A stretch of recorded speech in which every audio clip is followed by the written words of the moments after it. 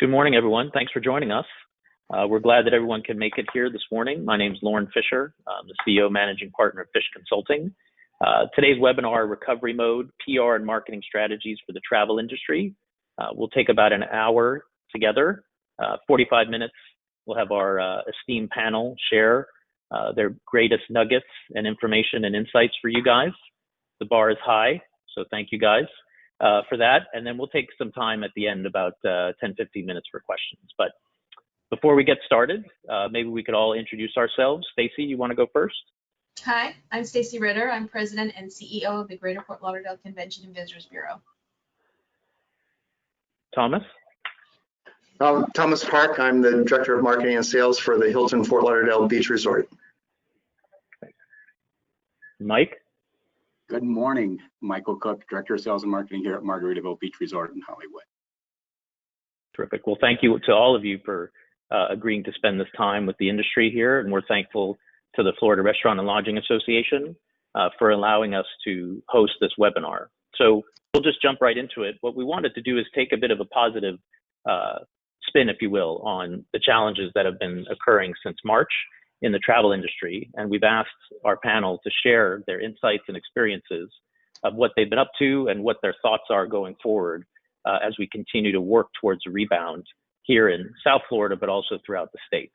So first, guys, when we get started, maybe you could begin with kind of sharing the status of kind of your property and your business, kind of where you are related to COVID, and then we'll move into some other areas. Tom, you want to start with you? Yes. This whole pandemic has really altered a lot of our business model. In terms of the market demand, we see a drop of at least 50%, at least for the beach areas of our location. We have had changes in staffing. We've had changes in protocol due to the pandemic. And fortunately enough, with Hilton, we've had the clean stay, the event ready, and now we're rolling out a work space by Hilton just to address a lot of the new environment that we are now operating hotels in. Okay, great. Stacy, what about at the CVB? How would you provide your status of what's going on there? This has been a very difficult year, as you might imagine. We fortunately had our fiscal year starts October 1st. So the last fiscal year, we had 6 really, really good months, which has helped carry us through the last 6 months of the last fiscal year, which were not very good. But as a result of the pandemic, we have cut our budget by $8 million. Last fiscal year, we had a $22 million budget. This year, we have a $14 million budget. We had 6 vacancies, 6 vacant positions, which were taken off of the books. And then we had to separate 6 people from the CVB as well. So we're down 12 employees from this time last year. The good news is that we are a county agency. We have an entire county safety net for us. And so of the 6 who were separated, 3 found positions within the county and are still employed. So that's at least some positive. But it has been very, very difficult. Look, it's been a very difficult year from not just from a fiscal point of view, but from a personnel point of view. Yeah, certainly. I think no one seems to be immune to the challenges of the pandemic, that's for sure. Michael, what about you guys down on Hollywood Beach? Yeah, we were set up for an incredible 2020, which was going to be very exciting and coming off of a great first quarter and going into March and second quarter was looking really strong too as well. So as we know, this happened so fast, we all had to pivot so quickly and what we were doing. And we usually have over 500 team members here, and we went down quickly to under 200 and still have been treading a little bit lighter than that as we've managed through the last couple of months. And remember, we have 8 different F&B outlets here too as well. So managing through what we can open, when, times, all those types of things. So it's been an incredible journey, and we've moved very quickly to make really key decisions to make our membership and everyone happy with it. Yeah, I think we've all had to learn to do more with less, for sure, and keep our cultures and attitudes positive so we get the most out of everyone's time and efficiency while taking into consideration the sacrifices that many have had to make, for sure.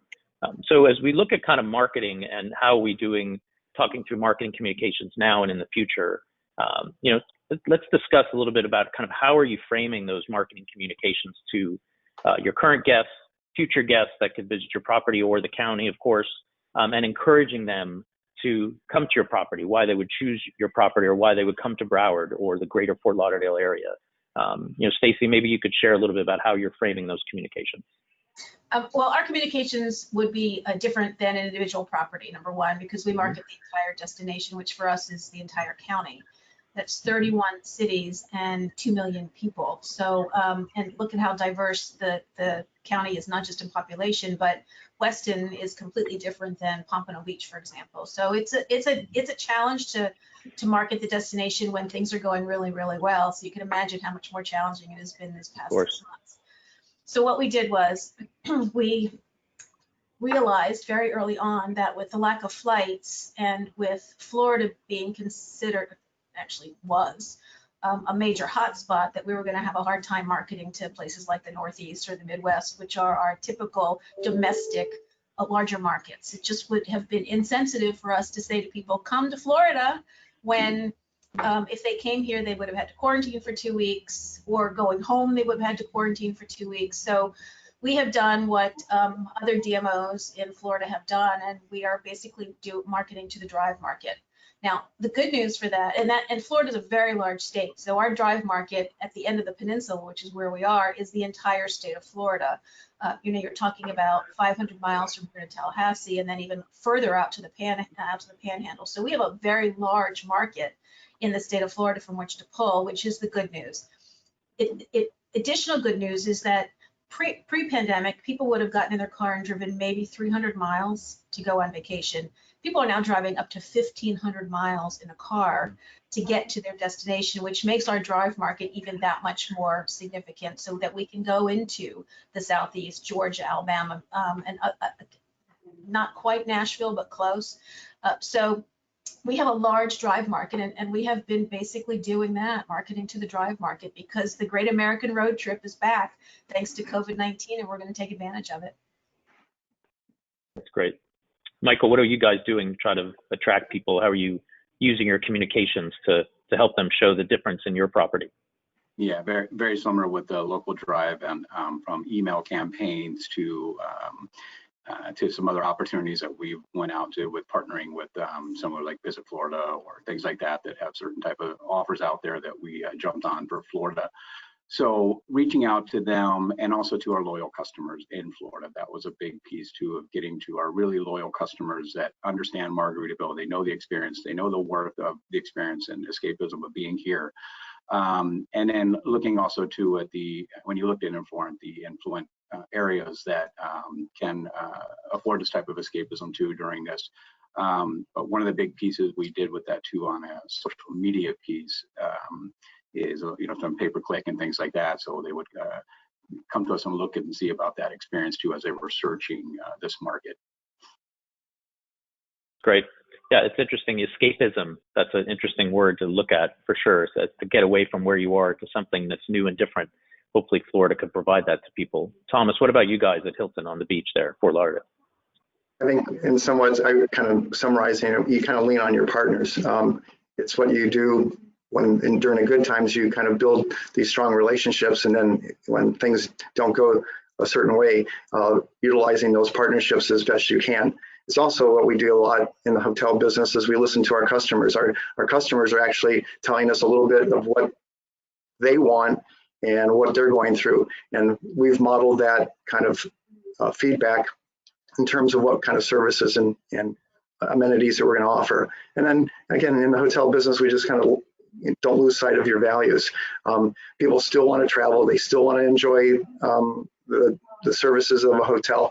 And although putting together a clean, safe, hospital-grade environment is something that everybody's kind of learning day by day. So in terms of the marketing thing or approach, it's really your game on almost daily. Our marketing plans used to be stretching 3 months, 6 months, even 2 years. Now it's this week. Today, what's going to happen 3 days from now? It really is your game on. Playbook is changing every single day, because national news, international news, your customer changes just because of the pandemic. It really causes everybody to be a much better listening tool for marketing results. And fortunately with Hilton, we've been pushing this pretty hard with the stay clean and be safe with the hospital grade level.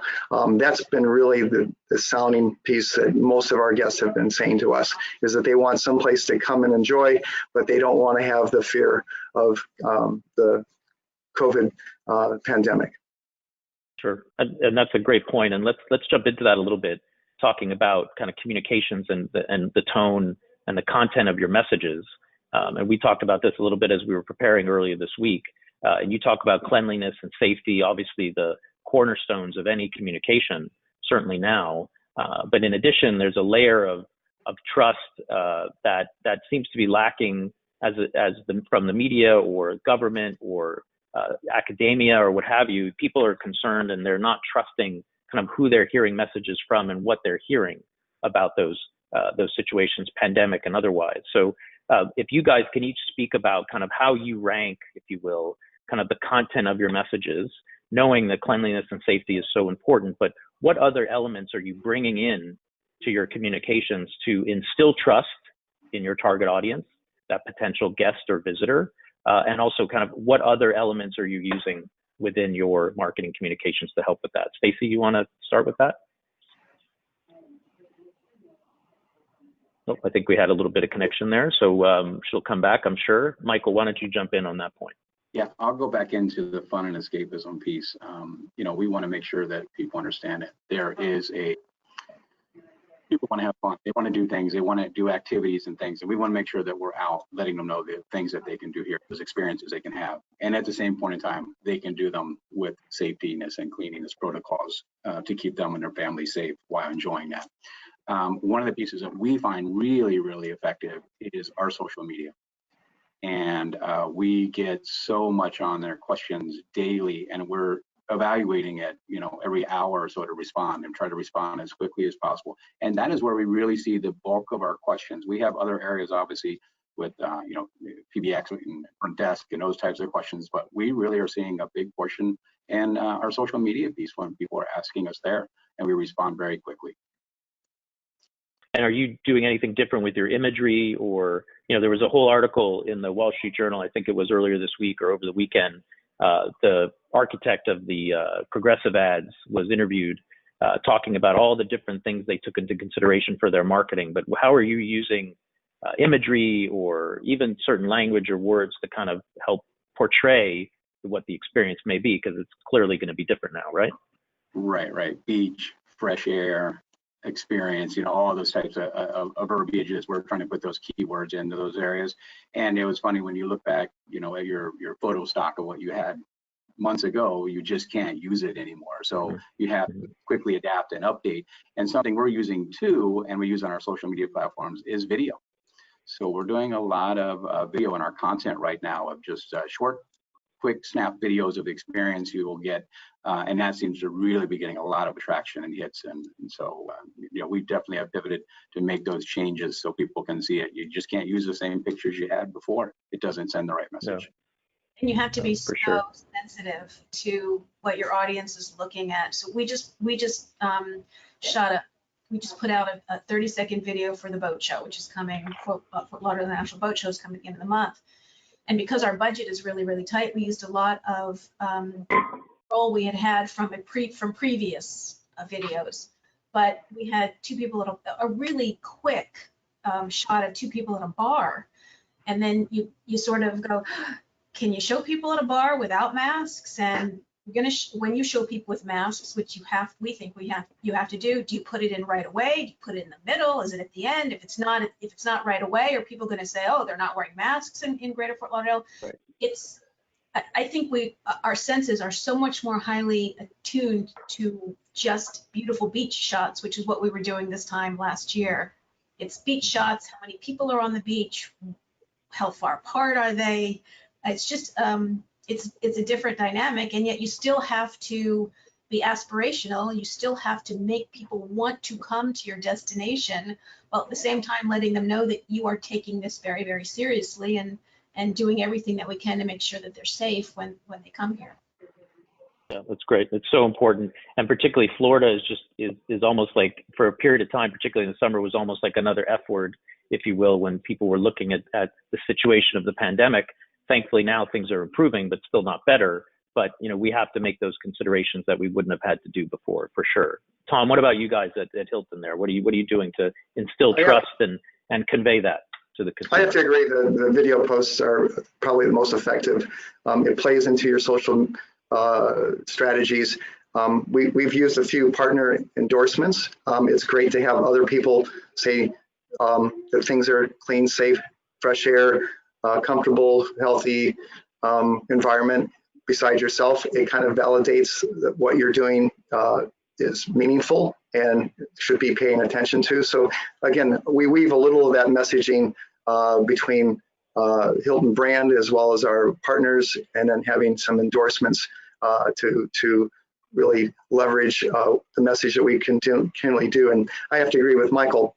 We're changing our media posts on 3 times a day, just depending on what news release has come out that afternoon. It really plays into why that customer, and it also goes into the short-term bookings are phenomenal. I mean, day of reservations is now the norm, where normally you would have sold out weeks in advance and not have any day of reservations. So that business has changed dramatically, and social media plays a strong, important part on how they react to that.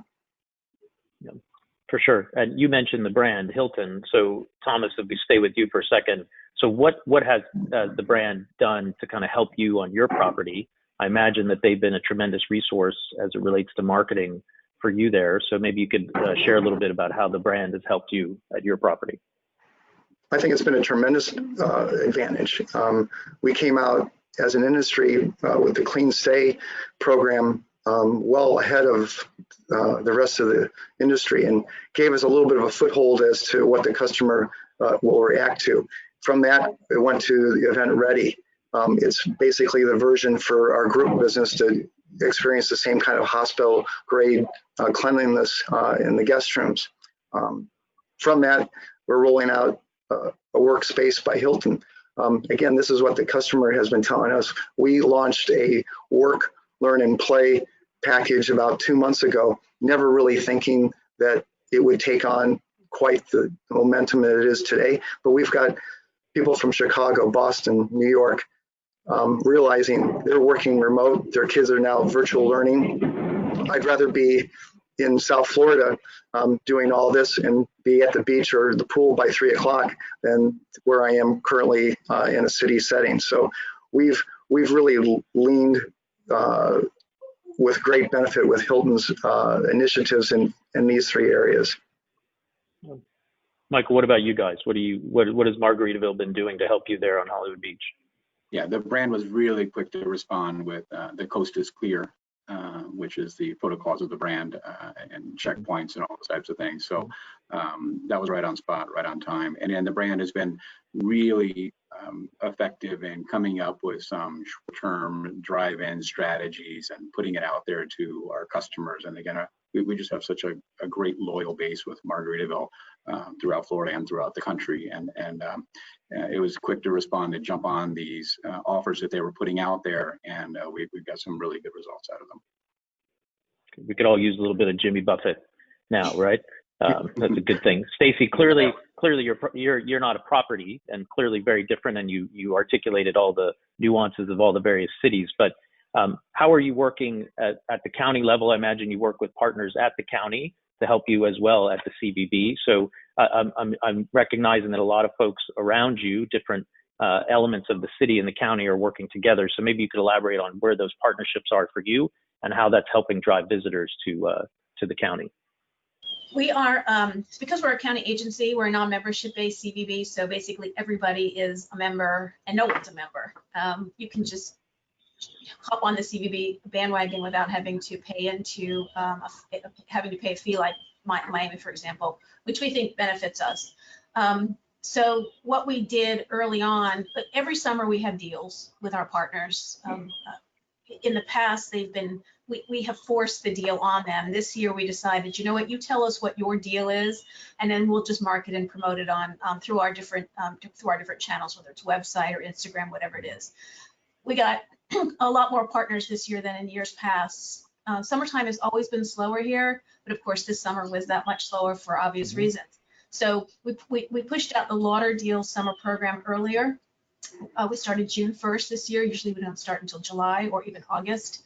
In addition, we did our Dine Out Lauderdale, which is our restaurant month. We started that on July 1st, thinking, believing that we could get the biggest bang for our buck by promoting our restaurants, our local restaurants. That's where we could really see an increase in revenue the quickest. We knew it was going to take hotels a little longer because people were going to be more reticent to travel, but locals will go to restaurants once they opened for outdoor dining.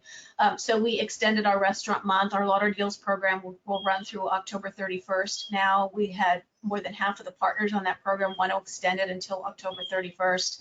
And we'll just continue to push out our Safe and Clean pledge. We have our own Safe and Clean program, which really just asks whether it's attractions, retail, restaurants, or hotels or businesses. 2 Men and a Truck has signed the Safe and Clean pledge. It's just an added layer for the visiting public and for residents to understand that we are taking this seriously. Basically, it says you're going to follow CDC guidelines, which is wearing a mask, maintaining social distancing, washing your hands, sanitizing. And we have had over 300 local businesses take that Safe and Clean pledge. So you just have to keep working at it. We have found from our lows in April, where we had occupancies in the low 20s, they've risen to about the mid 40s, a little higher on the weekends. But the truth of the matter is that while September is a slower month, we're in October now, but we haven't seen anything this slow. But we are slowly climbing out of that hole, and as long as we continue to put out that message that you are safe here, I think that we'll continue to see an increase in occupancy. That's great. It's great to see the people rallying around that together, particularly the businesses. And I think, as we all appreciate in marketing, consistency in message is key. And it's great that others are taking on similar messages with the county. So that's terrific. Like you said, Stacy, we're in October, which is absolutely insane that we're actually in the fourth quarter. And I think, we're all Floridians, and we appreciate where everybody typically would flock to this warm, sunny weather. And we don't have the same opportunities this year. And obviously you have driving, road trips and such that you mentioned, Stacy. But let's talk a little bit about fourth quarter. Let's talk about kind of how you guys are taking these different learnings about instilling trust, imagery, content, and looking at the next 3 months, almost 3 months, of how do we capture as much revenue as possible. What are you doing specifically here in the quarter? Maybe some examples of campaigns or new strategies that you're employing to try to bring guests to your property. Tom, you want to start with that? I'd say one of the new elements that have come to us has been the long-term stay. As some of our primary markets are now getting more into the winter mode, we're getting inquiries for people who want to stay longer length of stays and yet have a hospital grade cleanliness, but the services of a hotel. So no longer the 1 week stays, they're actually 30, 60, 90, 120 day stay inquiries. And we're seeing that. We're also getting a lot more inquiries for outdoor events, for social distancing. And again, we're being very careful in how we approach those with sensitivity. We certainly want the business, but we want it done safely. So fourth quarter is going to be unusual in terms of that's when usually companies or associations plan holiday events. When you've got 15,000 Floridians recorded deaths, there's a little bit of a conscious of that we really don't want to have the same kind of celebration. And this is what's coming back from the customers, that they want to have a little more private, smaller, intimate feel. And we're kind of shifting those into some of our larger suites rather than a ballroom setting. So those are some of what's being handed to us in the market right now. Is that your traditional large celebration events that usually occur in fourth quarter are not going to happen this year. What about you have a great restaurant there in the property, S3. Are you looking or doing more from a delivery perspective that where you may not have done that before? How is your F&B, and Michael will look to get some feedback from you as well on that, but how has the F&B changed a little bit with holidays, more catering? Are you looking at those, or is it not something that you're factoring in? It's been a week-to-week strategy. Again, comes out with the local news and national news. We see certain momentum in deliveries and takeout, and then the next minute it's just on us. Restaurant business is coming back. We've had some good momentum in that area. We're still doing the social distancing and the masking. Not everybody early on was in line. We had to do a lot of education. The delivery and pickup has been a learning curve for both sides. But to your answer, I think you're going to see a lot more of the takeout delivery component to the restaurants as we move into the holiday season. Sure. Michael, what about you guys? Q4 plans at Margaritaville? Yeah, I'll start with the F&B piece since that's in my head fresh from Thomas's remarks.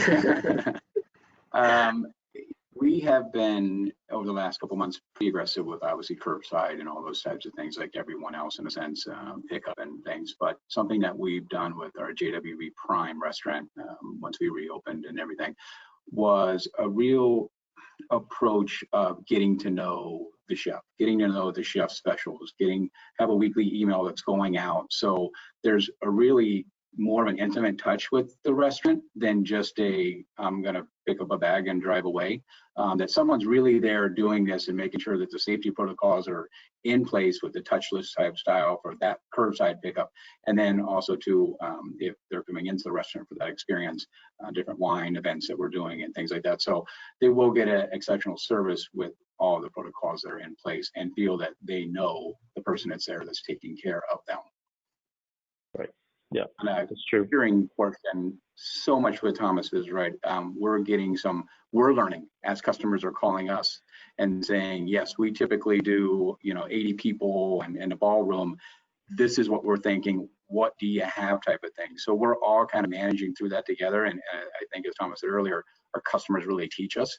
And then we probably feel like we're heroes at the end of going, what a great idea, when you really through the conversation of your customer. Right. And we're starting to, how can we flex to use different areas on property that we may not have used before for these types of events to make it exactly what they're looking for and execute something that they really will be special to them at the end of the day.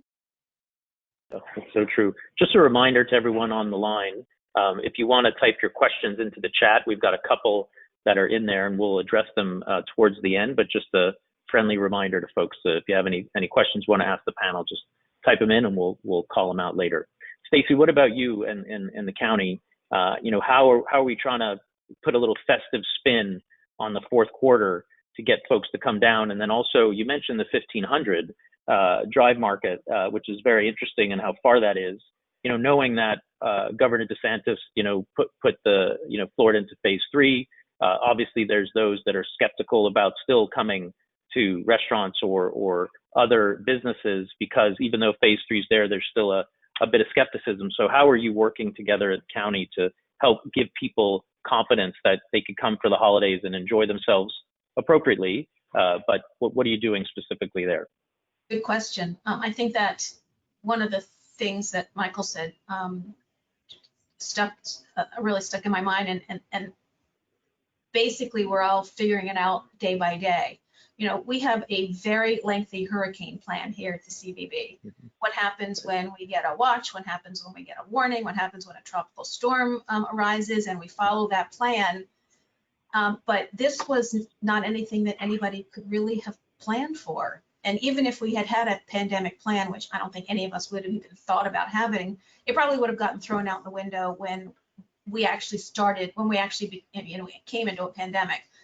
For us, we're in Q1. So we are in a different fiscal year than the guys on the panel. Fort Lauderdale International Boat Show is coming the end of this month. It's a 5-day boat show. It's the largest boat show on water in the world. That's going to be a good test for how well we do with large events. They have a very, very good plan in place for keeping people safe. Masks are a requirement, even though it's a completely outdoor event. They've got food and beverage, specific food and beverage rules.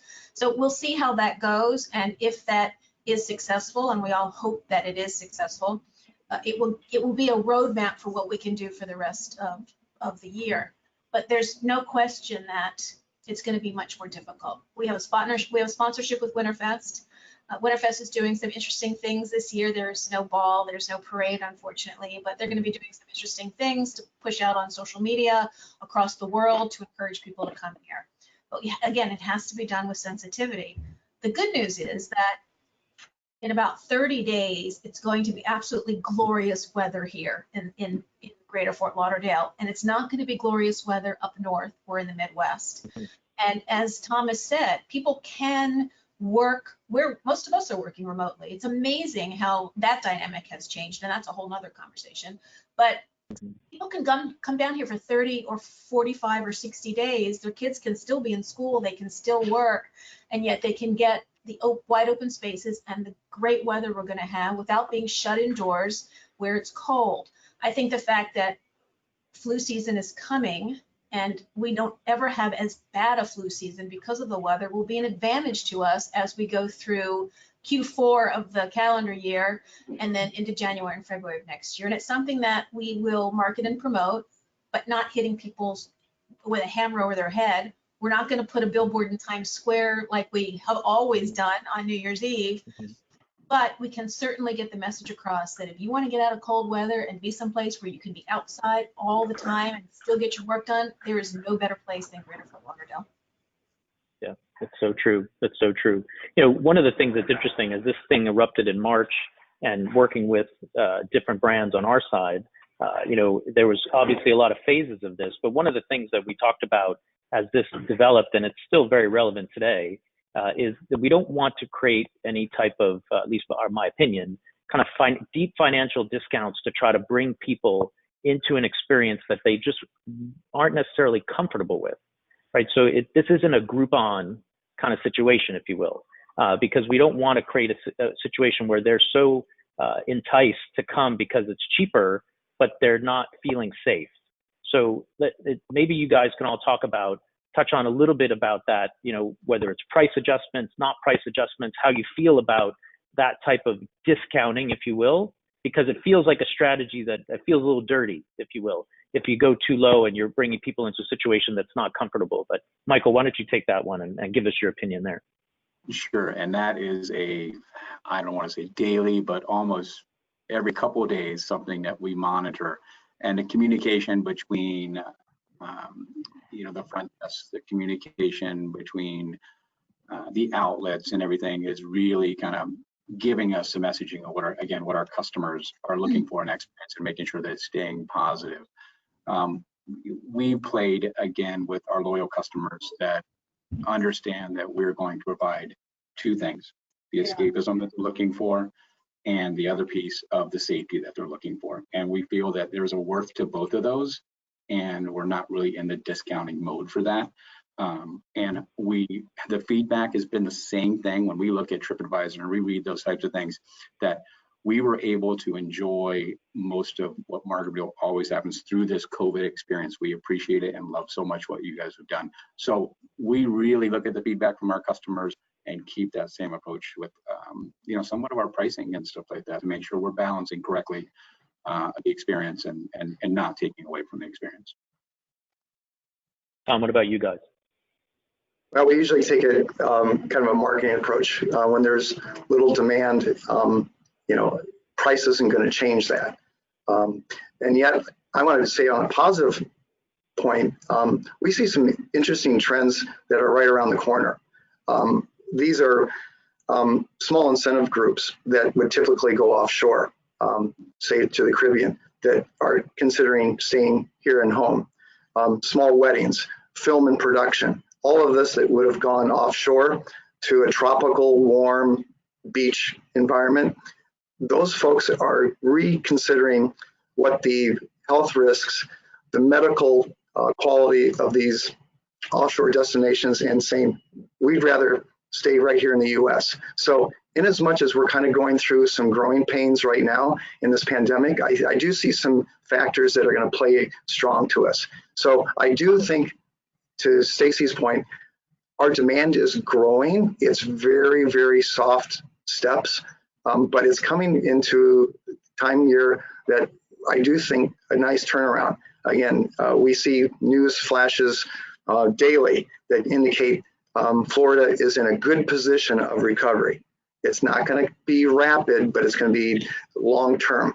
When you hear the 940 people coming to Florida to live now a week, from Chicago, Boston, New York, the fact that we're getting long-term stays from these destinations, staying longer than 30 days, these are nice trends. There are not a lot of them, but if they continue to grow and grow, our rate strategy and price position will stabilize. What's happening right now is if the properties on the beach would drop their rates, the properties that behind us would really have nowhere else to go. They're at really the lowest that they can possibly operate a profitable environment. So if anything, from the beach perspective, we're holding our rates. And if you're going into the premium luxury, they're actually accelerating their rates year over year. So it really depends on the service level of these hotels, the location that's in the market. But all in all, we are in a very, very weak demand situation where changing your prices dramatically isn't going to change the outcome of your profitability. What we've seen too, I just want to add in, is actually our packages are doing very well. So when you put those experiential packages together, you know, you seem to be able to, where you don't have to play with your rate very much once they see the value in that. So. And traveler sentiment surveys suggest that the economy is not the reason why people are not traveling. Worries about the economy are polling in the single digits with potential travelers. Their number one priority is to feel that they are clean, that they will get a clean stay, that they'll be safe, that they'll be protected, and that they'll be able to return home healthy. So whatever you do with rates, I agree with, and with CBB, of course, doesn't set rates. We just hope that they're really high because we're a tax-funded agency, and the more you bring in, the more that we get to spend. But it's not going to be rates that is driving this train. It is a feeling of security and safety for the traveling public. That's going to be here for a while. So true. So true.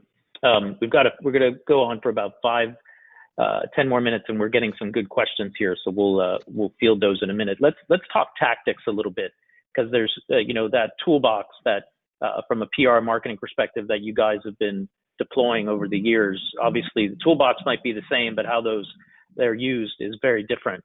Influencers, social influencers, fam trips, you know, people coming and experiencing your property, your amenities, your restaurants, obviously the county at large. You know, how has that changed, particularly on the influencer side? Stacy, maybe you could talk a little bit about that. Like, if there people are coming and experiencing it and you're working to market their experience, how has that changed now for you? Well, first, let me say that as a boomer, I am still amazed that being an influencer is an actual job. I wish that had been when I was a younger woman, because it would have been nice to travel the world on someone else's time. But it is an actual profession, and brought influencers in a lot, both on the leisure side, the group side, and not influencers on the group side visits, and on the PR marketing side. That clearly shut down in March when travel shut down. We brought a group in early June for a site visit. We showed them the airport, the seaport. We brought them to some properties and restaurants, and then we put out a white paper on how safe Greater Fort Lauderdale is. And then, of course, the spike came right after they left, which shut down that whole, things are going great here, come here, it's wonderful.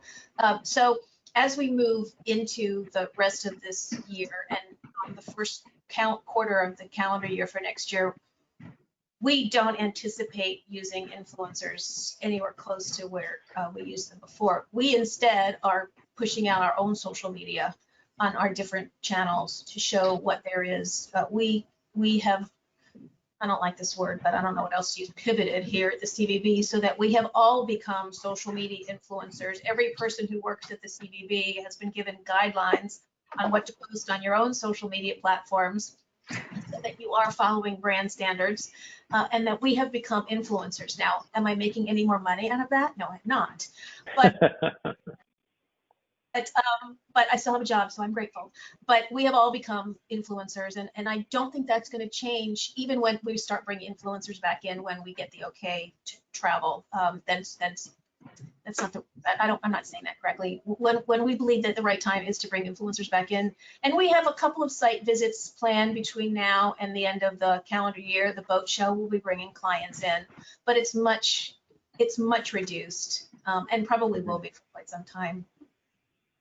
It's funny you mentioned the career, because Forbes had an article of the top 5 influencers that made 7 figures, right? And so I showed this to my 16-year-old who believes she's an influencer, not making any money. And she was like, oh, I know her. Oh, I know her. $5 million. It's crazy. I know, absolutely insane. My daughter, she's 29. Absolutely she's like, insane. I follow these influencers and I know them. I mean, you don't know them, right? Well, they connect with total strangers, which is completely different than how it was when I was a younger woman. So they're very important, but I can't imagine that any of them are making 7 figures this year. I mean, this was definitely at 19 for sure. Tom, what about you guys? How are you working with influencers and fam trips? How has that changed for you guys at Hilton? It's changed because we've changed. To bring in an influencer right now when 5 of your restaurants, you only have 2 operating, you're not at your standard of all of your services. How we operate our spas are different than they were 6 months ago. The whole experience is a little bit still in a learning curve to accommodate the traffic that we have. To bring in influencers, we're holding that off until probably the second half of next year. We think that sitting back first and second quarter is really going to be where we're going to really hone our ability to bring new services to the market. And then that's the time we want to bring those influencers in. So right now, I think we've all said it, social media, the video posts, you're building customer confidence. In terms of the partner endorsements, it's building the brand confidence. And then one that we haven't really talked about is community relations. We're kind of rebuilding our neighborhood confidence. Not everybody's doing well. And this part of community relations is really kind of taking the stronger players and helping the weaker players do better. And it goes back to, if you haven't built strong relationships before, you're busy now, because it's what has been carrying most of the better businesses right now with those partnerships. It couldn't be more true. I think you find that in times like these, you really see who your true partners are. You see the true character of people and organizations. And so definitely building that up is an important piece for sure. Michael, what about you guys in Margaritaville? Anything you would add to this discussion on the influencer side? Very similar to Thomas and Stacey. We'll probably delay that for a while, although influencers are important in the right environment. I really feel that customer at this point is investigating the influencer, and you may not have the same value at this point in time with that influencer. Yeah, for sure. All right, one more question for you guys, and then we'll jump to some questions from the attendees for sure. Let's talk a little about loyalty. I know that obviously Hilton, you have your honors program, and Margaritaville, I think it was shared that that's in development, but I think people are freaks about the brand to begin with. And certainly there's loyalty in coming to South Florida, but maybe start with you, Tom, on the Hilton side. How are you using your loyalty program to kind of convey the messages we've discussed and the property and the state of your business today? Hilton Enterprise of 100 million Hilton Honors is a strong tool in your toolbox. It has been what has carried us. It's what we pay attention to every day in terms of the members that are in the property and getting their feedback. Because without that loyalty that we've built over the years, this could all turn a different direction. And so we are very, very fortunate that Hilton has had such a strong loyalty program as Hilton Honors has. And it continues to grow. There's campaigns that we do seasonally to make sure that customer is engaged and understands what we're doing as a company to ensure their travel and quality of stay. So yeah, we're very fortunate of such a popular campaign that Hilton has. Michael, tell us a little bit about how you're talking to your customer that's a big brand fan of Margaritaville. Talk about loyal customers. Right now, we're buying homes in retirement, Margaritaville development, buying golf carts and enjoying, that lifestyle as they retire in their years. And that's what this brand has really treated that customer. They understand that experience.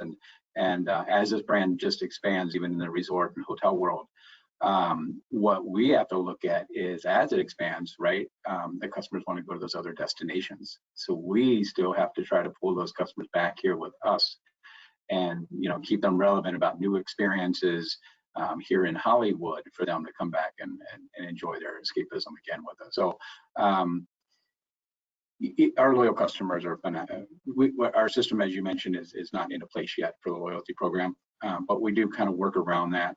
For example, an offer that we have going out now goes out to our loyal customers first, and they get first in, and they get a little bit of assistance and a little bit of discounting for being appreciated for being a loyal customer. And so we work around those types of things right now until we have that loyalty program in place. Sure. What about you, Stacy? Obviously very different, but how are you leveraging that in your world? Yeah, we don't have a loyalty program. Of course. Well, we target repeat visitors to Greater Fort Lauderdale frequently, and hope that their experience is so amazing that they want to come back.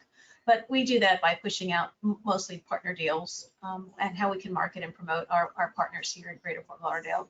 And of course, we have 530 some odd hotels and over 5,000 restaurants in this destination. So it's huge and can be oftentimes difficult to pinpoint what exactly it is we are and what we are to different people.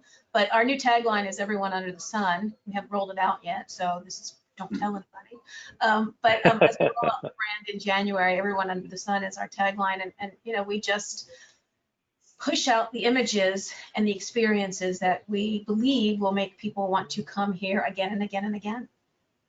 That's great. Well, thank you for that insight. I love the tagline. Can't wait to see it. Don't tell anybody, attendees. We've got 62 people on the line, so we know where it'll come from. I'm going to turn to some of the questions. We have a whole bunch here. And don't steal it. That's right. It's copyrighted, I'm sure. So we have a good question here from someone on the line that are you or will you work with other organizations on a co-op basis for marketing of your property?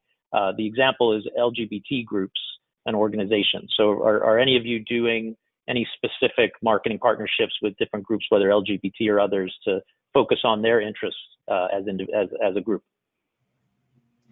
Well, I think it goes back to the community relations. I think each of us have some level of community relations. So do we partner with other organizations? Absolutely. Yeah, Yes. we have sponsorships with the International Gay and Lesbian Travel Association, the Greater Fort Lauderdale Gay and Lesbian Chamber of Commerce. We were the first destination on the planet to have a dedicated department for LGBT. Our Vice President of Diversity and Inclusion, Richard Gray, is world renowned for being in the LGBT space and has had some dynamic successes as a result of his creative genius. I think he's listening, so that's probably why I said all that. And we are always in the top 10, excuse me, of LGBT friendly destinations. But it's not just that. From a multicultural perspective, 180 languages are spoken in households in Broward County. That diverse community, that fabric that we've woven, it makes us a much stronger destination as a result. Diversity and inclusion isn't just something that we talk about. It's something that we live every single day in Broward County because of how diverse we are here. And one of the beauties of this destination is that the 2 million people who live here embrace that. and we live it. It is a value that is intrinsic in us every single day. And so when you show us, when we show pictures of that, it isn't, we aren't just giving a wink and a nod to the multicultural community or the LGBT plus community. We actually live that, and we think that's what makes us so much more special than any other place on the planet. Being genuine is so important, for sure. Michael, what about you guys? Yes, I mean, co-op opportunities are great because I just heard me mention probably several times, I've a dozen with loyal customers, but the co-op opportunity gives us an opportunity to get in front of a new audience many times. And that new audience to, to see Margaritaville for the first time and understand it and come experience it. So we'd love to look at different diversities and co-op opportunities. Great. A couple of other questions here. One of the attendees asked, have you adjusted venue rental rates because of decrease in attendees? Have you seen any reductions or changes in rental rates on any of the areas you guys work in? Yes. For sure, right? I would imagine there'd be adjustments there, right? Yep. Flexibility. It's a time. Flexibility. That's a great word. Flexibility. Sure. Yes. Yeah, I mean, it's a time to be flexible with the customers you have on the books, and it's a time to be flexible with the customers that are looking to come on with new. So, for sure. Stacy, there's an attendee that asked the source of that survey again that you mentioned. So is there's that the Longwood? Yes, Longwood's International Survey in partnership with Destination Analysts. They do a weekly survey. They've been doing a weekly survey since March. It's called a Traveler Sentiment Survey. I can send it to anybody who wants the latest one. Just email me at sritter@broward.org and I'll send you the study. I can send you past ones too, and you can see how honestly very little has changed in traveler sentiment since this thing broke in the middle of March. That's great. Thank you for that, Stacy. Another question directed to you as well, Stacy, and obviously Thomas, Michael, if you have any context. Are you seeing any strength in the short-term rental space in comparison to hotels, a segment that does collect the bed tax for the county as well? That's a complicated question. While Airbnb and Vrbo and some of the others do pay the tourist development tax, their agreement with the county, they don't have to tell us where those properties are being rented, for how many nights those properties are being rented. So I wish that I could answer that question, but the short answer is that Airbnb writes us a check for $1 million, and that's pretty much all that we get out of them. Yep. Others are similarly situated. Thomas, Michael, anything to add on that? Obviously, I know it's different than your world, but you've been around for a while. Maybe you have an opinion to share. It's a little different. I mean, we're getting some inquiries, maybe not necessarily directly to the answer. We're getting, because we've got meeting space that is empty, and we're getting small retailers who want to use some of our space for pop-up retail. We've got companies who may have offices downtown, but they are looking for maybe a more quiet, comfortable surroundings. So we're getting day use for our suites for rental. So these are some, one-offs that are starting to grow more than just one-offs. They're becoming more of a momentum as other people talk about it and the news picks it up. So I'm not sure if that's really the direction of the answer that you're looking for, but these are some trends that we're seeing that 3 months ago really we thought were one-offs, and now they're becoming more frequent. Michael, anything to add there? Not much, no. We're really not getting that business trend with this property at the moment. So. Right, sure. Okay, great. There's another question, Stacy. You're very popular. People have said that they're not going to steal your tagline. That's come through as well. Folks are interested in your boat show success. So we're gonna have to have another webinar. You can talk about how wonderful the boat show was and everything you did there. So people are interested in tracking that. But the question is, have you considered working with other South Florida CVCs to market the region? It's a good way to stretch your dollars because visitors usually go to other counties. So maybe you could elaborate on that. A great question. We have, pre-pandemic, we partnered with the Discover the Palm Beaches, the Palm Beach CVB, regularly on more on the group side. we would travel with Discover the Palm Beaches on trade shows, associations that specifically target the group client. Looking for multi-year deals, come here 1 year, go to Palm Beach the next year. In all honesty, the Greater Miami CBB has been much more difficult. They basically don't think that they need to work with us. Certainly on the leisure side, that's probably true from their perspective. But on the group side, we found some interest. So we do. We think that we can market ourselves as a region. And while we are all competitive, we all seek the same business. We are friendly competitors and recognize that not every group is going to come to Greater Fort Lauderdale every single year, that they're going to rotate, so that if we can partner with our neighbors to the south and to the north, we think that we can, and do multi-year deals, we think we have a much better chance of getting the business. So yeah, we have done it, but again, more with Discover the Palm Beaches. They are very, very open to partnering with us, and we appreciate that, and we enjoy the partnership. That's great. That's great. And I'm going to hear from Talbot. I'm going to hear from Talbot at some point saying, what do you anything you would add there, Thomas or Michael, on that point, just from your experiences? I know it's different. No?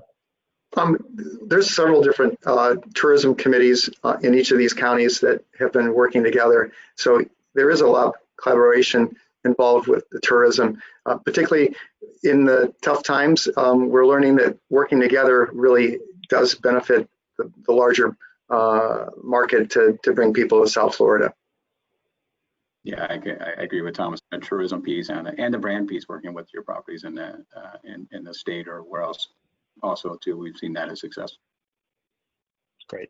Well, we've come to our end of our time here, and I wanted to thank our panelists, Tom and Michael and Stacy, which I think we lost her again, but that's all right. Her content was wonderful. Wanted to thank all of you for attending. This has been recorded and will be available. Oh, you're back. There you go. Thank you for that. I heard you. Okay, good. Okay, good. And so this will be recorded. Ashley Jackson will post that, I think, on the website. I don't know if Ashley's still there listening or can chime in. Hi, and obviously, nope, there you are. And Ashley, I didn't know if you wanted to make a shameless plug for next week's Marketing and Operations Summit as well. We are in a marketing webinar. I thought maybe you'd want to do that like any good marketing person would do. Sure, everyone loves a shameless plug, right? But now that Hurricane Delta going further to the west, we don't have that to worry about anymore, knock on wood. But we do have our Marketing and Operations Summit next Tuesday in Destin. So if you would like more information on that, I'll send a link when I share this video with the panelists or all the attendees. And you can also go to the event site on the FRLA website as well. That's great. Well, thank you, Ashley, for everything you've done. Thank you to the panelists. Great content. I hope it was valuable for everybody, and hope you have a great rest of the week and holiday season. Thanks again. Bye-bye. Thanks. Thank you. Thank you.